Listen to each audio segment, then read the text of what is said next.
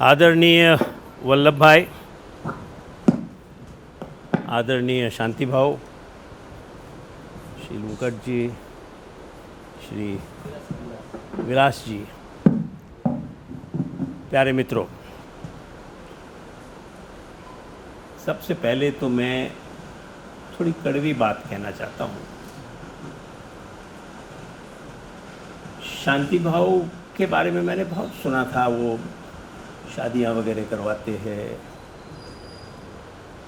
और उन्होंने लातूर से अनाथ बच्चों को ला के उनके लिए हॉस्टल बनाया, उनको रखा, तो मैंने काफ़ी सुना था। पर जब उन्होंने भारतीय जैन संगठना शुरू करी तो मंच पे काफ़ी सारे ऐसे लोग थे जो राजकीय पार्टियों से जुड़े हुए थे, जिनके कारनामे मुझे पसंद नहीं थे और जिन्होंने अन्ना हज़ारे के बारे में बहुत गुस्ताखी की थी। उन्होंने उस समय की सरकार को अन्ना हज़ारे के बारे में काफ़ी सारे गलत कागज़ पत्र दिए, जिसकी वजह से काफ़ी तकलीफ़ हुई, उनको भी हुई, हम सबको हुई। तो मेरे मन में किंतु था, काम तो अच्छा करते पर ये पॉलिटिकल लोगों के साथ हमें बराबर नहीं है। पर मैं आपसे कहना चाहता हूँ कि गत कुछ वर्षों में जब मैं इनके नज़दीक आया, और जैसा कि शांति भाव ने बताया कि इस नज़दीकी का मुख्य कारण उनका बेटा और मेरा बेटा है, जो घनिष्ठ मित्र हैं, तो उसकी वजह से फिर हम थोड़े नज़दीक आए और मैंने इनके कार्य को समझने की कोशिश करी। तो मैं एकदम चकित हो गया, थक हो गया कि इतना बड़ा काम ये आदमी इतनी सरलता से, इतनी सहजता से और इतनी गहरी सोच के साथ करता है। और मैंने ठान लिया कि मेरे से जो भी होगा मैं इनकी मदद करूँगा।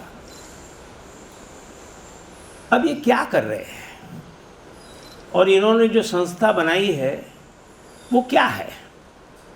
तो मुझे याद आता है कि कुछ 4 साल पहले मुझे मोहन जी भागवत ने नागपुर बुलाया था। उन्होंने एक कॉफ़ी टेबल बुक आरएसएस के लिए बनाई है और मुझे कहा कि इसका विमोचन करो। तो उस समय मैंने जो बात कही थी, थोड़ा आरएसएस के लोगों को भी आश्चर्य हुआ। मैंने कहा कि आपने सोचा है कभी आरएसएस क्या होता है? तो राष्ट्रीय, पहला शब्द राष्ट्रीय, अखिल भारतीय है। ये हमारे देश का इसमें सम्मान है और हमारे देश के प्रति जो एक हमारी भावना है उसका ये उद्बोधन है। राष्ट्रीय स्वयं सेवक। स्वयं सेवक का क्या मतलब? कि मेरे को किसी ने कुछ दिया इसलिए मैं उसके लिए कुछ कर रहा हूँ, नहीं, खुद होके मेरी भावना से जुड़ के मैं ये कर रहा हूँ। और संघ, संघ का क्या मतलब?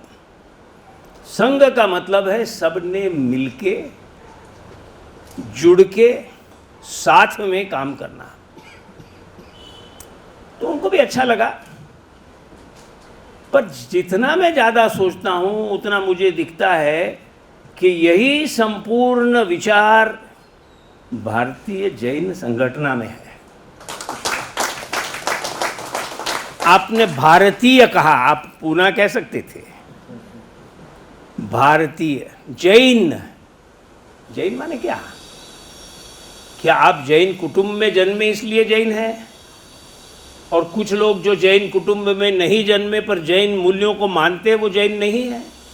मैंने ऐसे बहुत जैन लड़के देखे हैं और आदमी देखे हैं जो मांस खाते हैं, और बहुत सारे मैंने ऐसे भी लोग देखे हैं जो जैन जन्म से नहीं है पर अपने कैरेक्टर से जैन है।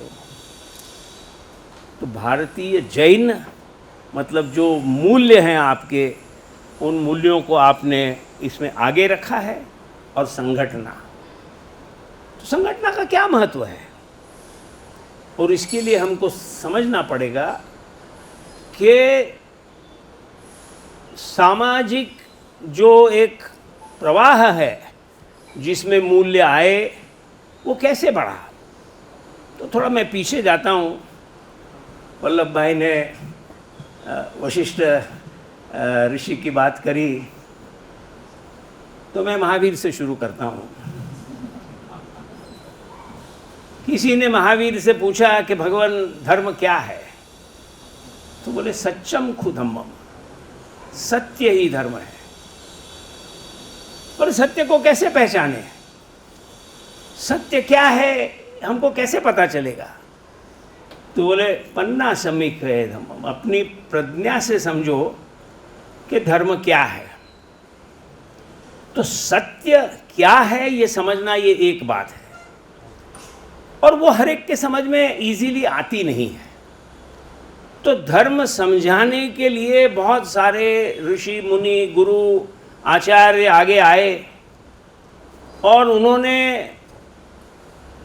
काफ़ी सारा इसके ऊपर काम किया, पुस्तकें लिखी, व्याख्यान दिए, और उन्होंने जो निर्माण किया तो उन्होंने सिद्धांत लिखे। तो सत्य से सिद्धांत, और सिद्धांत ऐसे है जो एक सिद्धांत को फॉलो करने लग गए, उनका एक संप्रदाय बन गया। जो दूसरे सिद्धांत को फॉलो करते थे उनका अलग संप्रदाय बना। ये सिर्फ स्थानकवासी, मंदिर मार्गी, दिगंबर, श्वेतांबर यही संप्रदाय ऐसे नहीं है। संप्रदाय तो क्रिश्चियन और मुसलमान भी अलग संप्रदाय है, हिंदू सनातनी और हिंदू जिनको हम जैन या बुद्धिस्ट कहते हैं, ये भी अलग संप्रदाय है। तो हजारों साल तक इन संप्रदायों ने उस सत्य को उद्घृत किया जो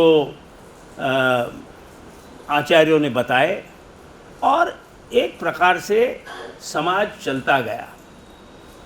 आज के ज़माने में ये सफिशेंट नहीं है, संप्रदाय ख़त्म होते जा रहे हैं। मुझे याद है मेरे बचपन में अहमदनगर में, पूना में, सब एक धर्म जाति के लोग एक मोहल्ले में रहते थे, एक वातावरण था। आज वो नहीं है। तो बांधे कैसे रखना लोगों को, और इसके लिए संस्था चाहिए। तो सत्य से सिद्धांत, से संप्रदाय, से संस्था, जिसका दूसरा नाम है संगठना। तो संगठना में बांधे रखना लोगों को, ये बहुत महत्वपूर्ण है।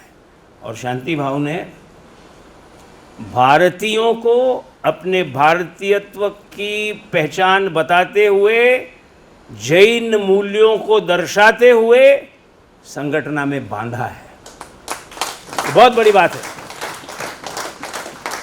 और ये छोटी बात रहती अगर इसका जो कार्य क्षेत्र है, इसका जो नतीजा निकला है, रिजल्ट आया है, वो छोटा रहता।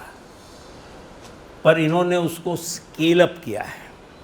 मॉडर्न इकोनॉमिक्स में स्केलिंग का मतलब बहुत कम लोग जानते हैं।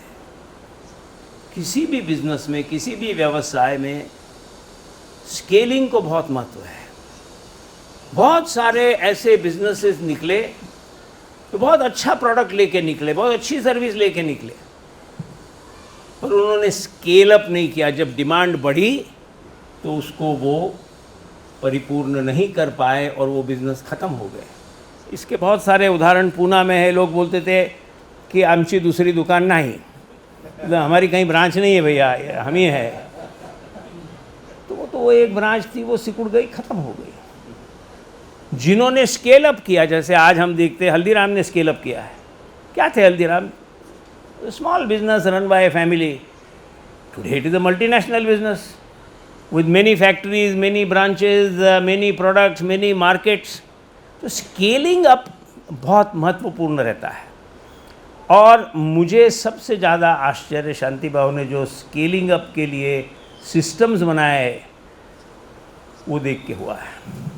इतने बड़े पैमाने पे आप ये काम कर रहे हो, तो बहुत बहुत बड़ी बात है। तो आप क्या कर रहे हो? आप पानी का काम तो कर रहे हो, आप शिक्षण का भी काम कर रहे हो, पर सबसे बड़ी बात यह है कि आपने जैन समाज के कर्तृत्ववान लोगों को साथ में लेके समाज और राष्ट्र कार्य के अंदर आपने उनको प्रेरित किया है। मेरे दृष्टि से ये सबसे बड़ी बात है।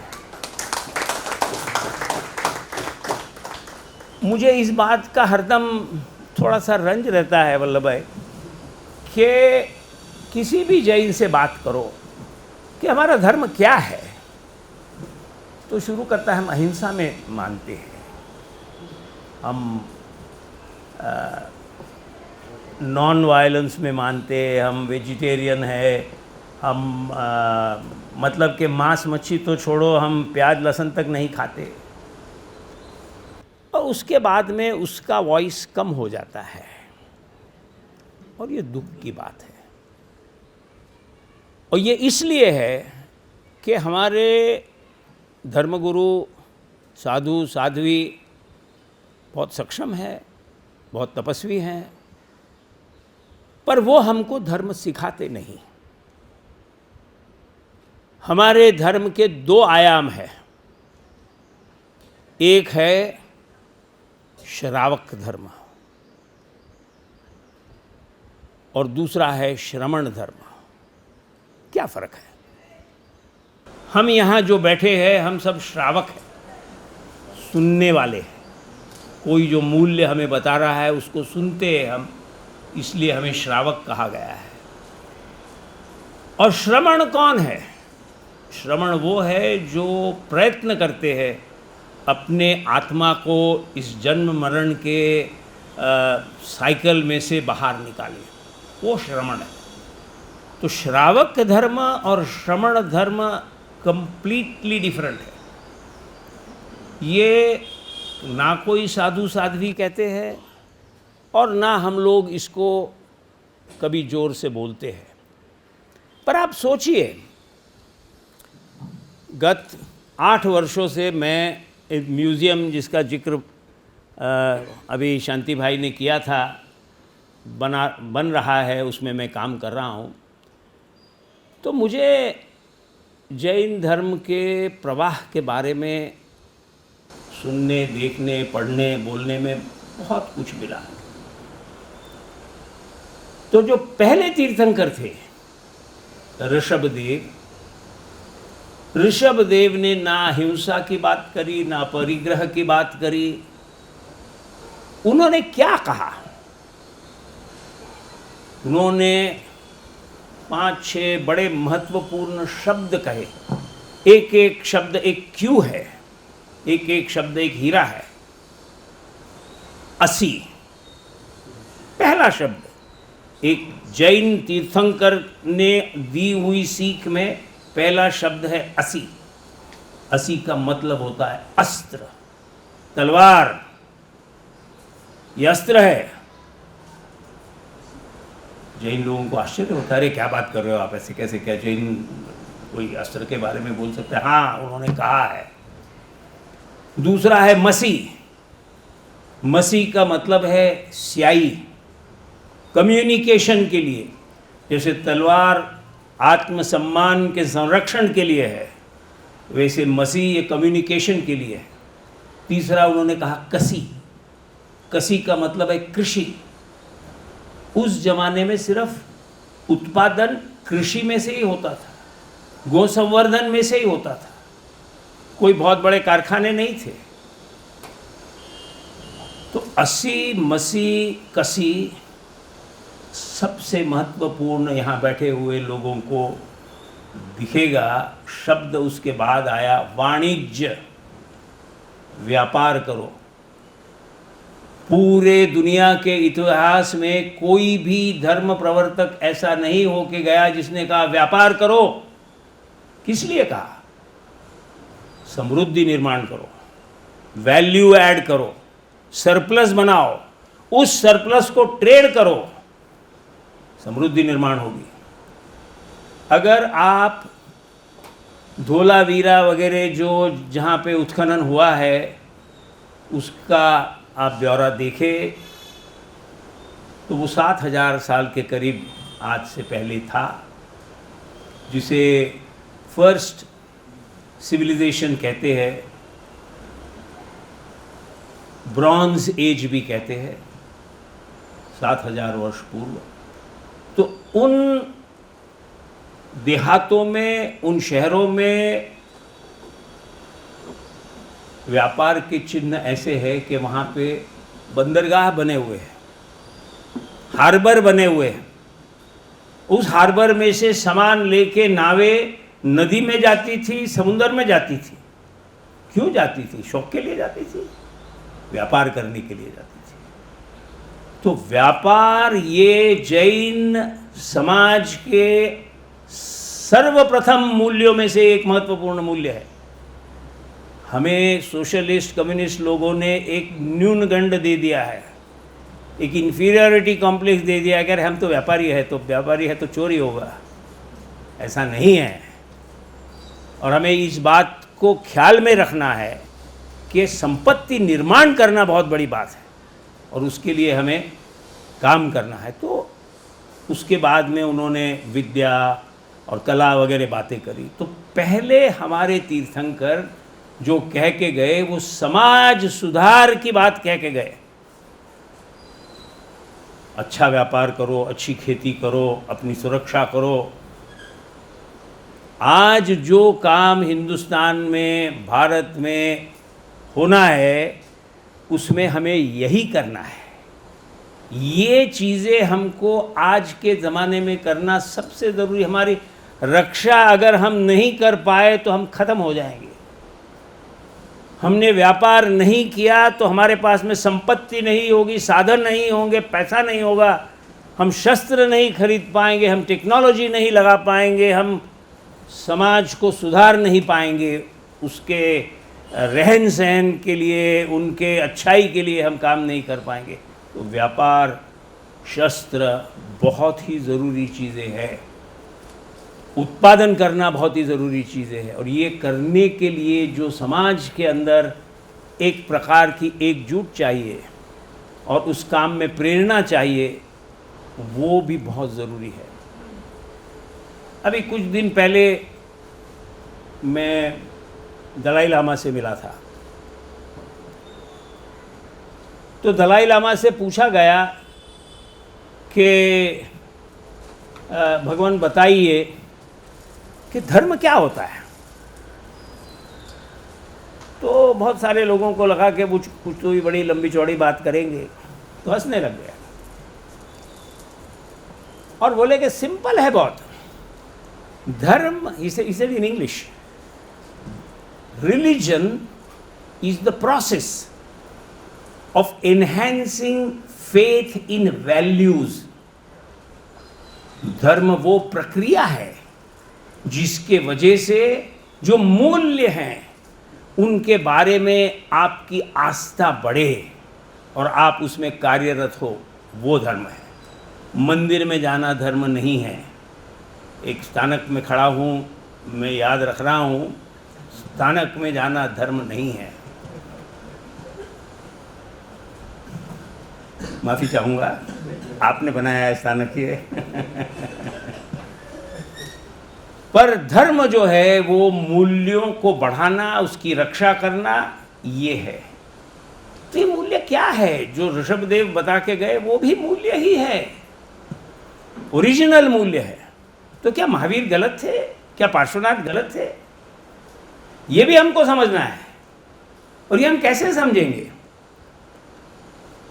अगर ऋषभदेव मानव संस्कृति की शुरुआत में थे, जब एक जंगली जानवर से मानव स्थायी बना, घर बनाए, खेती करी, रहने लगे, ऋषभदेव ने कहा कि विवाह करो, तो व्यभिचार के जगह विवाह आया, लोग ठीक से रहने लगे। और उसका कारण है कि जो मूल्य है, मानवीय मूल्य, वो बच्चों को ठीक से मिले, इसलिए विवाह है।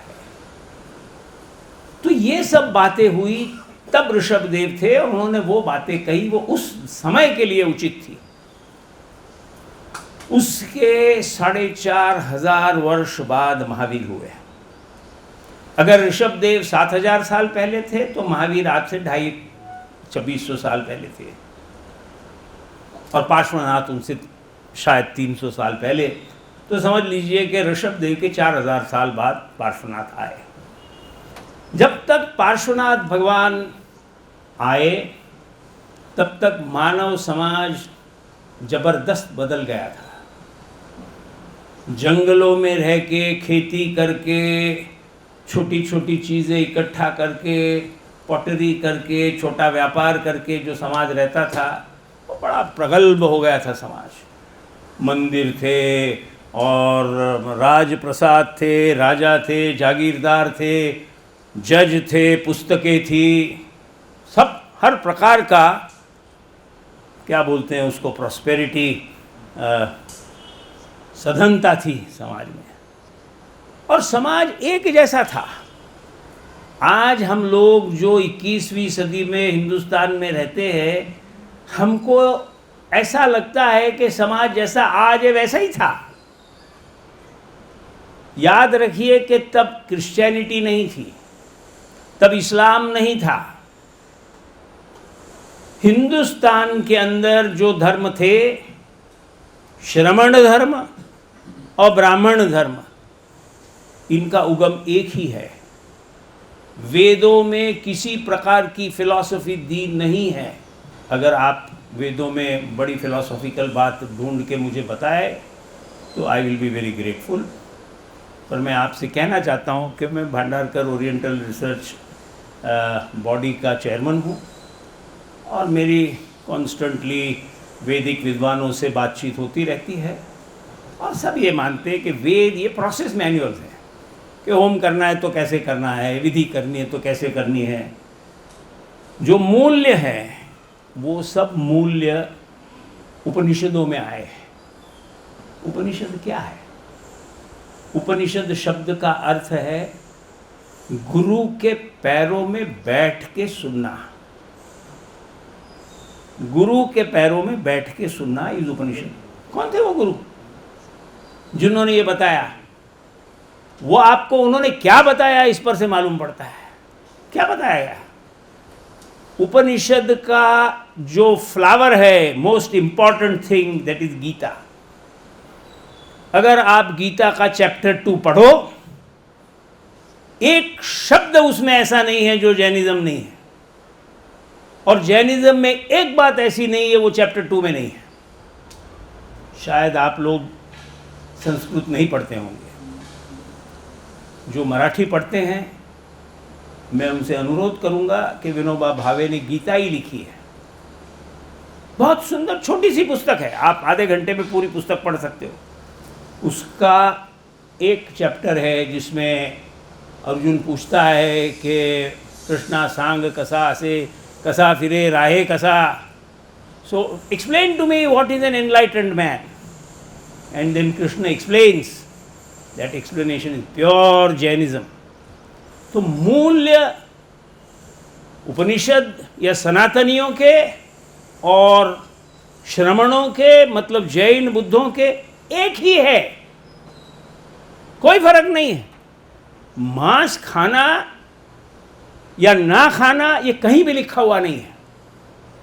आपको शायद आश्चर्य होगा कि ब्राह्मणों के लिए मांस खाना वर्जित नहीं है। मांस ना खाना ये जैनिज्म में नॉन वायलेंस, अहिंसा में से आता है। और उसकी थियरी में एक बार आपको 2 मिनट में बता दूं कि जब मानव सोचने लगा कि मैं कौन हूं, मैं कहां से आया, मैं क्यों हूं, मैं कैसे जीवित हूं, मैं मरूंगा तो क्या होगा, और ये दुनिया क्यों है, तो फिर बताया गया कि भाई जीव अजीब होता है, तो ये अजीब चीज़ है, इसमें जीव नहीं है, और जो चलते फिरते हैं या पेड़ है जो फल फूल रहे हैं ये जीव है। तो किसी भी व्यक्ति को, किसी भी प्राणी को जीवित रहने के लिए किसी जीवित चीज को ही खाना पड़ता है। आप लकड़ी खा के मुझे जीवित रह के बता दो, यहाँ तो शांति भाव ने संगमरमर का पत्थर लगा रखा है, may be it is a greater पकवान। तो जीवित रहने के लिए आपको किसी जीवित चीज को खाना है, या ऐसी चीज को खाना है जो अभी अभी जीवित थी। और वो जो चीज है वो, उसमें भी कैटेगरीज हैं। मतलब एक ह्यूमन बीइंग है तो सोचता है, बोलता है, देखता है, उसके बड़े इंद्रिय है, ज़्यादा दुख होता है उसको अगर कुछ बुरी बात हुई या उसको काटा गया तो। और जो सब्जी है एक इंद्रिय है, खा लो। तो कम से कम हिंसा करके, हत्या ना करते हुए अगर आप जी सको तो जियो। ये हमारे वेजिटेरियनिज्म का मूल है। तो इसलिए हम अगर जैन हैं तो हम सोच विचार करके जैन हैं। बहुत सारा कंट्रोवर्सी होता रहता है कि अंडा जो है वो जीवित है या नहीं है। साइंटिफिकली जीवित नहीं है वो, बट हमें इस बात का थोड़ा सा दुख होता है कि भाई ये शायद जीवित है तो नहीं खाना चाहिए। तो वो बात अलग है। पॉइंट इज कि हमारे जो मूल्य है, जो जैनों के मूल्य है, जो ब्राह्मणों के मूल्य है, ये एक ही है और इन मूल्यों को आगे ले जाने की बात है। तो ये जो मूल्यवर्धन की बात शांति भाव इतने बढ़िया तरीके से कर रहे हैं, उसके अंदर ऐसे मूल्य बच्चों तक पहुंचाना है जो मूल्य उनको अच्छा मानव बनावे, जो उनको अच्छा एक बेटा बनावे, एक अच्छा पति बनावे आगे चल के। तो ये चीज़ें हम जब तक पहुंचाते नहीं हैं आगे, तब तक हमारा समाज सुरक्षित नहीं है। आज इतने हजार वर्षों में अगर एक कोई समाज है जिसने इस्लाम क्रिश्चियनिटी को थोप रखा है तो वो सिर्फ भारतीय समाज है, किसी ने नहीं थोपा है। और ये क्यों हुआ? क्योंकि हमारे जो समाज है मूल्याधिष्ठित है और उन मूल्यों को आगे बढ़ाना सबसे महत्वपूर्ण बात है। और मूल्यवर्धन शिक्षा जो आप कर रहे हो ये इसलिए बहुत महत्वपूर्ण है। और मैं समझता हूँ कि जिस स्केल पे आप कर रहे हो उस पे अगर आप 5-10 साल तक ये सक्सेसफुली भारतीय जैन संगठन चलावे तो देश के ऊपर बहुत बड़ा उपकार होगा। जो बात इतनी सारी पीढ़ियों में खंडित हुई है उसको जगाने के लिए, उसको सशक्त करने के लिए 15 मिनट नहीं, कुछ दशक चाहिए। कम से कम एक पीढ़ी जब आप ये करोगे तो समाज बदलेगा।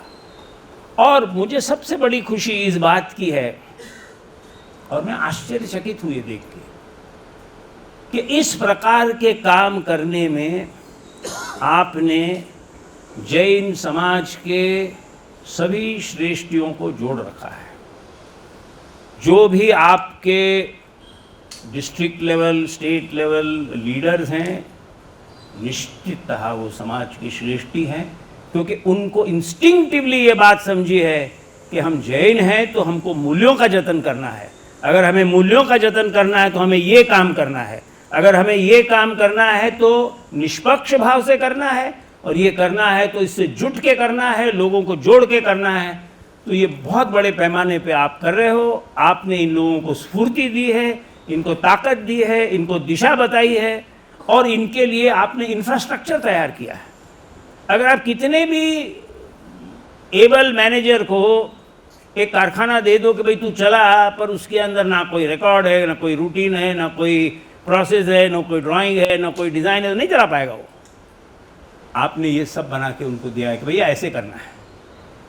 आप जो ऊपर कनेक्टिविटी करते हो, चाहे वो प्राइम मिनिस्टर है, चीफ मिनिस्टर है, चीफ सेक्रेटरी है, हर एक कोई जाके नहीं कर सकता है। ये आपने किया है। आपको वल्लभ भाई की इसमें बहुत मदद है, और जैसे आपके बदल एक रण समाज का है, वैसे वल्लभ भाई की डायरेक्शन से भी है। तो ये सब जो आप काम कर रहे हो ये राष्ट्रीय महत्व का काम है। तो भारतीय जैन संगठन का भारतीय इसलिए महत्वपूर्ण नहीं है कि आपने पूरा मार्केट इंडिया को समझा है, वो इसलिए महत्वपूर्ण है कि आप भारत के विचार करने वाले लोगों को साथ में लेके चलो। जैन इसलिए नहीं है कि आप जैन घराने में जन्मे, जैन इसलिए कि आप जैन मूल्यों को मानते हो। कोई भी व्यक्ति जो जैन मूल्यों को मानता है वो जैन है। कोई भी जैन मूल्यों को नहीं मानता है, भले ही बड़े जैन घराने में जन्मा है, वो जैन नहीं है। हम सुनते हैं कि अशोक बुद्धिस्ट था। अशोक क्या, बिंबिसार क्या, चंद्रगुप्त क्या, ये सब लोग जैन घराने में जन्मे थे। आपको आश्चर्य होगा, ये आपको कोई भी पूना का ब्राह्मण बताएगा नहीं। श्री कृष्ण जैन घराने में जन्मे थे।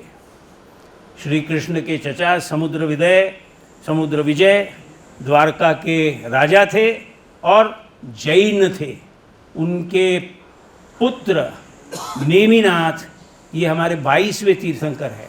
जैन इसलिए भी है कि श्री कृष्ण की 8 बीवियां जैन साध्वी बनी। श्री कृष्ण के मृत्यु के बाद नेमिनाथ से दीक्षा लेके। जैन इसलिए भी है कि श्री कृष्ण के पुत्र स्वयं जैन दीक्षा लेके साधु बने। तो ये जो जैन मूल्य है, ये हमारे पूरे भारत के मूल्य उन्होंने छुपा के रखा है। एक प्रकार का बुरखा उसके ऊपर लगा दिया है कि भाई ये देखो मत। फैक्ट इज कि श्रमण मूल्यों के ऊपर ही देश चला है।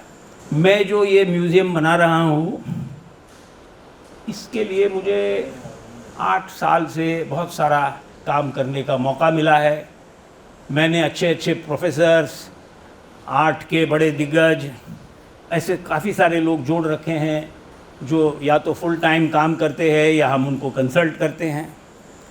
तो बहुत सारी बातें उसमें से सीखने को मिलती है। एक बात मैं आपको बता दूं जिससे आपको जैन धर्म के महत्व को एप्रिशिएट करने में मदद होगी। वो ये है कि महाभारत काल ये 3200 वर्ष पूर्व था आज से।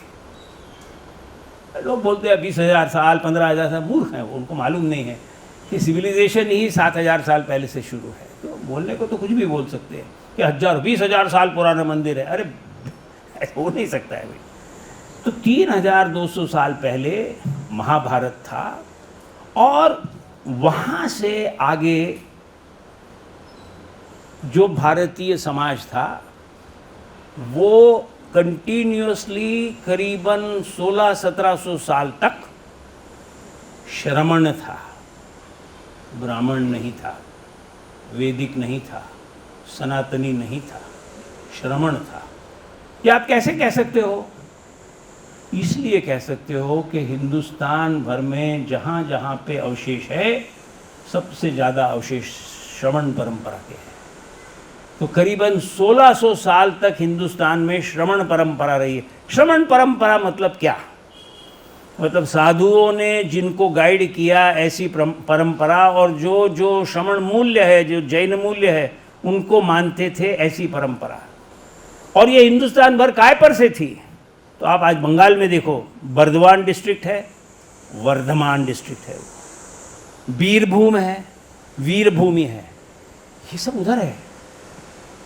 यहाँ तो हम देख ही रहे हैं। तो नेमिनाथ जो थे वो गिरनार में थे, सौराष्ट्र, और बर्दवान डिस्ट्रिक्ट 2000 किलोमीटर दूर है।